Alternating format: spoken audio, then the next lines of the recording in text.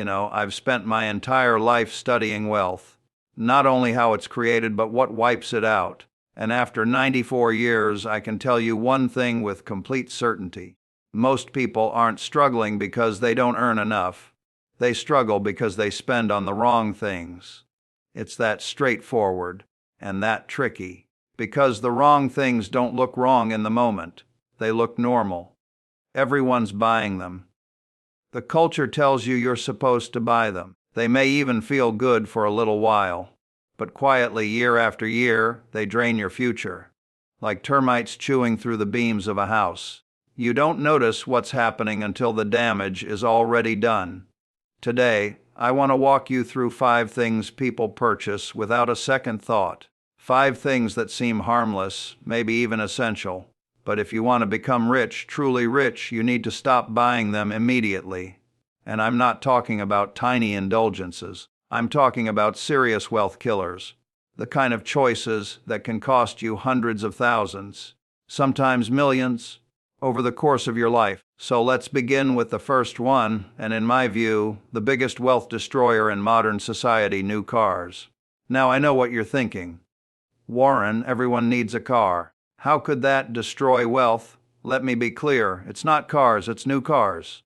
Brand new vehicles that people buy straight off the lot. A brand new car is one of the worst financial moves you can make. Yet millions of people make that move every year. They walk into a dealership, breathe in that new car smell, and sign away their financial freedom. Here's why new cars are so damaging. The instant you drive a new car off the lot, it drops roughly 10 to 20% in value immediately. You haven't even reached your driveway, and you've already lost thousands. Then, across the next 5 years, that car will typically lose around 60% of its value. So a $40,000 car becomes a $16,000 car. That's the $24,000 loss simply from owning it. But it gets worse because most people don't pay cash, they finance. So now you're not only losing money through depreciation, you're also paying interest. That's thousands more over the life of the loan. Let's run the full numbers. You purchase a $40,000 car, you finance it for 5 years at 5% interest, your payment comes out to about $754 a month. Over 5 years, you'll pay about $45,240 in total. And at the end of those 5 years, the car is worth around $16,000. So you spend about $45,000 to end up with something worth $16,000. That's about $29,000 gone. Nearly $30,000 disappear, and here's what really gets me. That same $30,000, if you invested it instead at 10% annual returns, would grow to roughly $523,000 in 30 years. $523,000 created by one decision, one choice, not to buy a new car. And it's never just one car, is it? Most people replace their vehicle every 5 to 7 years. Over a lifetime, that decision happens 5, 6, 7 times. That's millions in lost wealth. I've never bought a new car. Not once. Not when I had little, and certainly not now. I buy used cars, reliable, plain, practical, and I drive them until they simply can't be driven anymore. People find that odd. They say, "Warren, you're worth over $100 billion. You could buy any car you want. Why do you drive something old?" And I tell them, because a car is transportation. It takes me from point A to point B. A new car doesn't do that better than a used one. So why would I throw money away? That's the shift you need. A car isn't a trophy. It's not proof of success. It's a tool that loses value and costs you money every day you own it. So if you want to get rich, stop buying new cars. Buy a dependable used vehicle that's 5 to 7 years old. Pay cash. Drive it for 10 years or longer. And invest every dollar you save by not having a car payment. That single decision will build real wealth over time, I promise you. All right. The second thing you need to stop buying if you want to get rich, and this one is painful for a lot of people, is a house that's too expensive for your income. Let me be clear. I'm not telling you not to buy a home. Buying a home can be a smart financial move if you do it correctly. The problem is most people don't. They buy too much house. They stretch themselves to the absolute maximum a bank will approve. And banks are thrilled to let you do it, because they earn money from your interest. They don't care if you become house poor. They don't care if you have nothing left to invest. Here's how it usually plays out. A bank tells someone earning $100 a year that they can afford a $400,000 house, and that person thinks, great, I'm approved for $400,000. That's what I should buy. That's madness. Just because a bank will lend it to you doesn't mean you should take it. Banks qualify you using debt-to-income ratios designed to maximize their profits, not your wealth. A $400,000 home with 20% down means a $320,000 mortgage. At 4% over 30 years, that's around $500 per month in principal and interest. Add property taxes, insurance, and maintenance, and you're easily at $2 an hour to $500 a month. That's $25 to $30 a year. On a $100,000 income, that's 25 to 30% of your gross pay.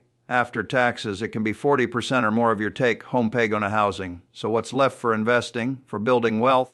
Almost nothing. You end up house rich and cash poor. Your money is trapped in equity you can't use unless you sell or borrow against it. I bought my home in 1958 for $31,500. I could have afforded something larger even then. But I didn't need it. It was comfortable. It was in a good location. It was enough. And because I kept my housing costs low, I had money to invest, to buy stocks, to build businesses. That's how wealth is built. Not by living in the biggest home you can qualify for, but by living modestly and investing the difference. Here's my rule for housing. Your home should cost no more than 2.5 to 3 times your annual income, ideally less. So if you earn $100,000, you should be looking around $200,000 to $50,000 to $300,000, not $400,000. You should put down at least 20% to avoid PMI, and you should choose a 15-year mortgage, not a 30-year one. Pay it off as quickly as you can so you're not handing over interest for decades. Most people do the opposite. They buy the maximum house they're approved for. They put down the minimum. They take a 30-year mortgage. Then they wonder why they can't move forward financially. Your home should help your wealth building, not block it. It should be a place to live, not a financial anchor that pulls you under with payments and repairs. So if you want to get rich, stop buying houses that are too expensive. Buy less than you can afford and invest what you save in mortgage payments, taxes, and maintenance.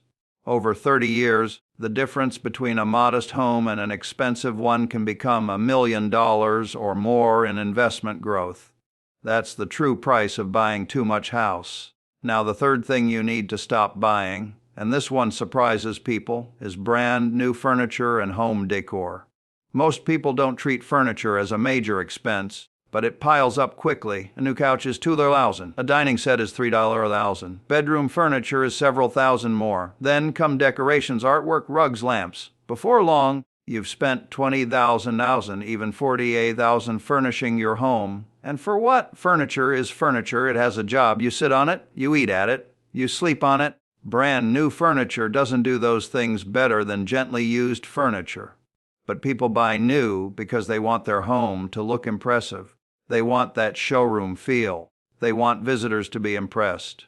And furniture stores are happy to sell it, often through financing at high interest rates. So now you're paying interest on furniture that's already losing value.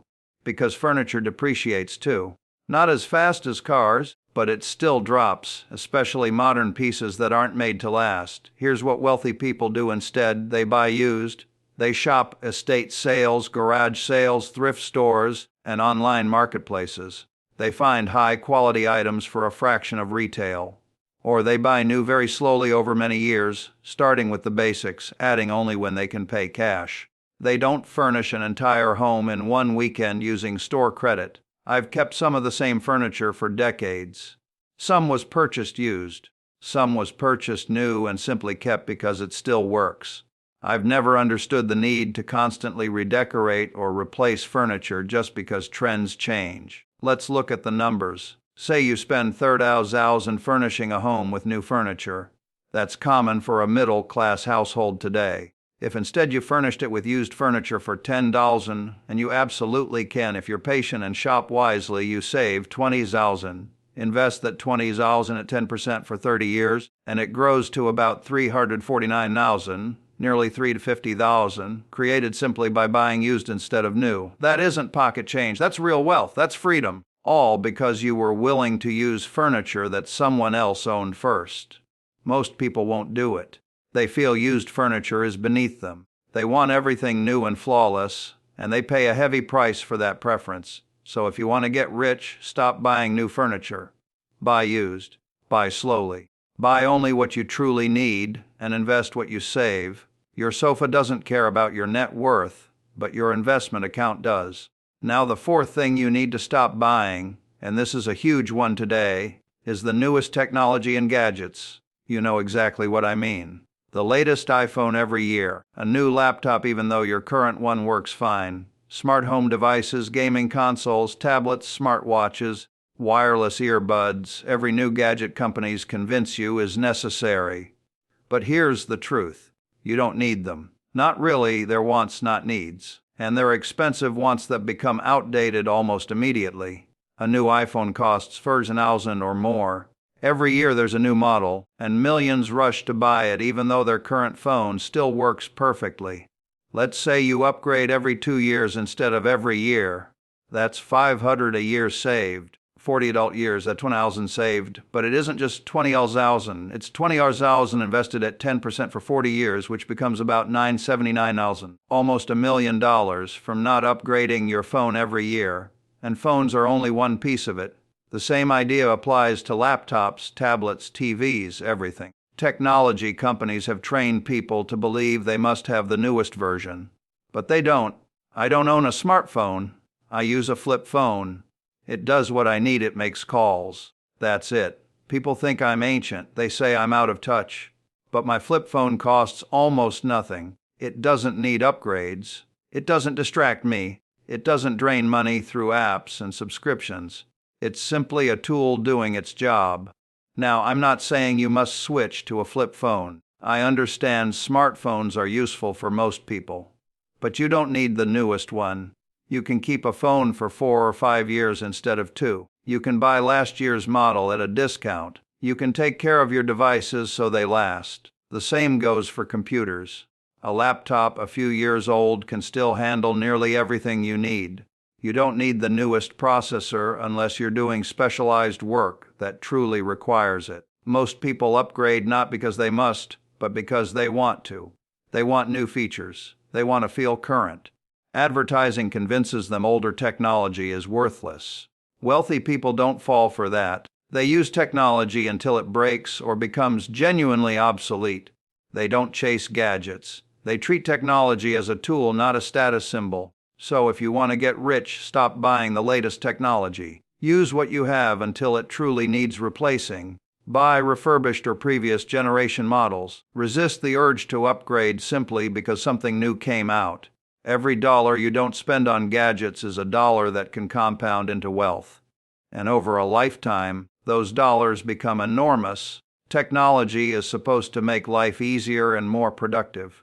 But if it's making you poorer, then it isn't serving you. It's serving the company selling it to you. That's number 4, stop buying the latest technology.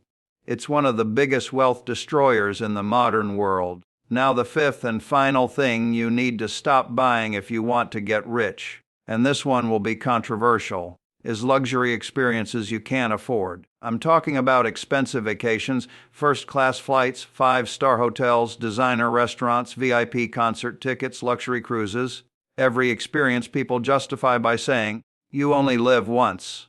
I'm making memories. And look, I'm not against experiences. I'm not telling you not to enjoy your life. But there's a massive difference between enjoying life affordably and spending money you don't have on luxuries you can't afford. Most people don't separate the two. They see friends posting vacation photos online. They feel left out, so they book a trip they can't afford, often on credit cards. A luxury vacation can easily cost $5,000 or $10,000, $10,000, even $15,000 for a single week, 1 week. Then it's over, and all you're left with are photos, memories, and debt. Don't forget the debt. Here's what amazes me. People will spend $10,000 on a vacation, then complain they can't afford to invest. They say, "I don't have money for retirement." But they had money for a luxury cruise. The priorities are completely backward. They're choosing short-term pleasure over long-term security, 1 week of luxury instead of years of freedom. Now again, I'm not saying don't take vacations. I'm saying take vacations you can actually afford. If you can't pay cash without harming your investment goals, then you can't afford it. Want to travel? Great, do it cheaper. Take road trips instead of flights. Camp instead of staying in hotels. Cook your meals instead of eating out every time. There are plenty of ways to travel affordably and still have incredible experiences. I've never taken an expensive vacation in my life. I've traveled for business, yes, but I've never felt the need to stay in 5-star hotels, fly first class, or go on luxury cruises. Why? Because those things don't make me happier. A fancy hotel room is still just a place to sleep. A first-class seat reaches the same destination at the same time as economy. And a luxury cruise? Well, I've never understood the appeal, but beyond my personal taste, the math is brutal. Let's say someone takes 2 luxury vacations a year, spending a $10,000 each time, that $20,000 per year. Over 30 years, that's $600,000 spent on vacations. But if instead they took budget vacations, say $500,000 per year, and invested the remaining $15,000 at 10% returns, that becomes about $2.4 million. $2.4 million, that's the true cost of luxury vacations. Not just what you spend, but what that money could have grown into. And the reality is, budget vacations can be just as meaningful, sometimes more meaningful, because the best memories aren't usually about the price. They're about the people you were with and what you did together. I've known families who took simple road trips they never forgot, and I've known people who spent $20,000 on a luxury trip and barely remember it. The experience isn't determined by the price tag, but your wealth absolutely is. So if you want to get rich, stop buying luxury experiences you can't afford, travel affordably, build memories without spending a fortune, and invest the difference. Your future self will thank you, because the freedom wealth provides lasts far longer than a week-long vacation. All right, let me recap these 5 because they matter. If you want to get rich, you need to stop buying 1. New cars. Buy used, reliable vehicles and drive them for years. This alone can make you a millionaire. 2. Houses that are too expensive. Buy less house than you can afford. Keep housing costs low so you have money to invest. 3. Brand new furniture and home decor. Buy used, buy slowly, buy only what you need. Save tens of thousands. 4. The latest technology and gadgets. Use what you have until it truly needs replacing. Stop chasing the newest model of everything. 5. Luxury experiences you can't afford. Travel and enjoy life in affordable ways. Don't trade your financial future for Instagram-worthy vacations. If you remove these 5 from your life, you'll save hundreds of thousands, very likely millions, over your lifetime, and that money, invested consistently, will make you wealthy. But the hardest part is actually doing it, because all of these purchases look normal. Everyone around you is doing it. Society tells you it's what you should do. You'll feel like you're missing out. You'll feel like you're depriving yourself. And yes, sometimes you'll be judged. People will call you cheap. They'll wonder why you drive an old car, live in a modest home, or skip fancy vacations. You have to decide what matters more: the approval of people who may be broke themselves or your own financial freedom. I chose freedom a long time ago, and I've never regretted it, not for a second. Because that freedom, the ability to do what I want, when I want, without worrying about money, is worth more than any car, any house, any vacation could ever be. You can make the same choice. Starting today, right now, you can decide to stop buying these 5 things and redirect that money into investments, into building real, lasting wealth. It won't be easy. It will take discipline. It will require you to live differently than the people around you. It will force you to delay gratification and think long-term. But it works. It absolutely works. I'm living proof. And there are millions of wealthy people who built their lives the same way. The secret to getting rich isn't earning more. Plenty of people with high incomes stay broke because they spend everything. The secret is refusing to spend money on things that don't build wealth. Stop buying these 5 things and invest the money instead. That's the formula. That's the road. That's how you get rich. It sounds simple because it is simple. But simple doesn't mean easy. It takes courage to live below your means when you could live at your means. To drive an old car when you could finance a new one. To stay in a modest house when you could stretch for something bigger. But that courage pays you back. with wealth that lasts, freedom that grows, and a life lived on your terms. So I'm asking you to commit today. Look at your spending. Identify which of these 5 you're buying, and stop. Stop financing new cars. Stop stretching for too much house. Stop buying furniture you don't need. Stop upgrading your technology nonstop. Stop taking luxury vacations you can't afford. Stop and redirect that money, every dollar, into investments, into index funds, into dividend-paying stocks, into assets that grow, compound, and build wealth year after year. Do this consistently for 10, 20, 30 years and you will become wealthy. Not because you made a genius bet, not because you got lucky, but because you had the discipline to stop buying what destroys wealth and start buying what builds it. That's the real secret. It isn't complicated. It isn't hidden. It's just that most people won't do it. They want the new car, the bigger house, the fancy vacations too badly. They can't delay gratification long enough to create real wealth. But you can choose differently. You can make better decisions.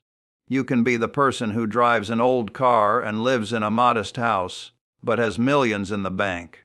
The person with real wealth, not just the appearance of wealth. That's who I've been my whole life, and it's worked out pretty well. And I believe it can work for you too. So stop buying these 5 things, start building real wealth, and enjoy the freedom that comes with it. Thank you for listening. Now go make better